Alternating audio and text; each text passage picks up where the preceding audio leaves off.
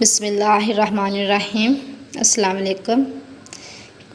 تو میں آج آپ کے ساتھ انین بینیفٹ یعنی پیاز کے فائدے شیئر کرنے جا رہی ہوں کہ پیاز کے کیا فائدے ہیں، یہ پیاز اتنا اہم کیوں ہیں اور یہ یوز کرنا اتنا فائدہ مند کیوں ہیں، ہم پیاز کیوں یوز کرتے ہیں، اس کے کیا بینیفٹ ہیں، اس کے کیا فائدے ہیں، اس کا ہماری زندگی سے کیا تعلق ہے۔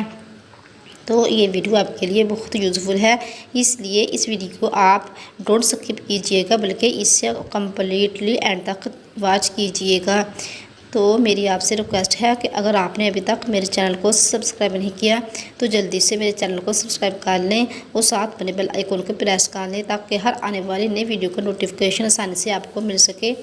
تو آج کا ہمارا ٹاپک ہے انین یعنی پیاز بینیفٹس، پیاز یعنی پیاز کے فائدے۔ پیاز میں vitamin B, vitamin C, calcium اور آئرن کی بہت زیادہ مقدار پائی جاتی ہے۔ پیاز میں بھی لہسن کی طرح تیز سمیل اور اس کا جو ذائقہ ہے وہ کڑوا ہے، جس میں گندھک بہت مقدار میں پائی جاتی ہے اور اس کی وجہ سے یہ بہت سے جراثیم کو ہلاک کرنے کی صلاحیت رکھتا ہے۔ رنگ سرخ و سفید، ذائقہ پھیکا و تیز، بیج قدر تلخ، مزاج گرم و خشک ہوتا ہے اور اس کو بہت سی بیماریوں میں یوز کرنا فائدہ مند ہے۔ پیاز زیادہ مسالہ میں کھائی جاتی ہے۔ پیاز کھانے کو ہضم کرتی ہے، معدے کو درست رکھتی ہے اور بلغم کو ختم کرتی ہے، یعنی جسم کو طاقت فراہم کرتی ہے۔ اگر کسی کو نیند کام آتی ہو تو اسے چاہیے کہ وہ سلاد کے طور پر کچی پیاز ضرور یوز کرے۔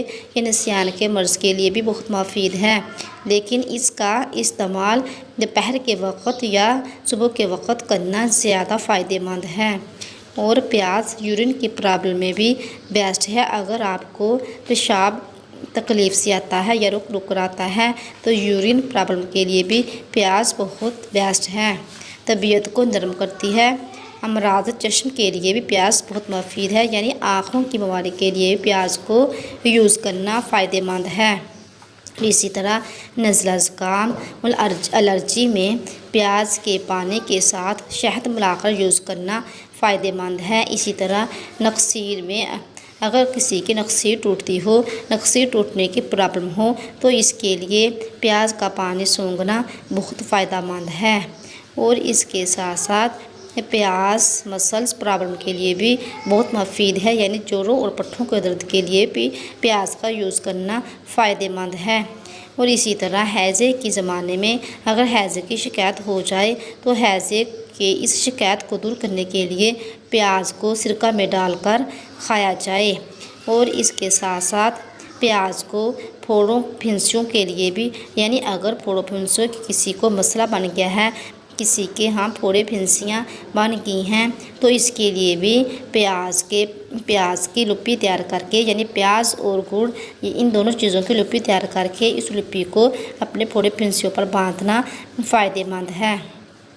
نیز دوران سفر پیاز پانی کی مختلف قسموں کو، یعنی جو سفر کے دوران سفر کے بعد پیاز کو یوز کرتے ہیں تو اس سے پیاز بہت سی بیماریوں سے بچاتا ہے۔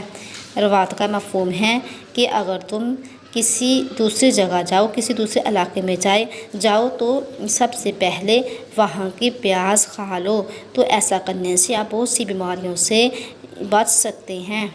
تو اس کے ساتھ ساتھ لیکن یہ بھی خیال کیا جائے، کچا پیاز یورک ایسڈ کی مقدار کو بڑھا دیتا ہے، اس لیے پیاز کو زیادہ بھی یوز نہ کیا جائے۔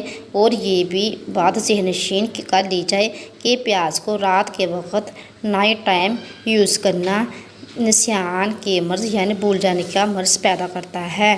پیاز کو نائٹ ٹائم سلاد کے طور پر ہرگز یوز نہ کیا جائے اور پیاز کو سلاد کے طور پر دوپہر ٹائم یا صبح کے وقت یوز کرنا زیادہ فائدہ مند ہے، کیونکہ اگر آپ نائٹ ٹائم یعنی رات کے وقت کچی پیاز یوز کریں گے تو اس سے آپ کو نسیان یعنی بھول جانے کا مرض پیدا ہو جانے کا خدشہ ہوتا ہے، اس لیے رات کو کچی پیاز نہیں یوز کرنی چاہیے۔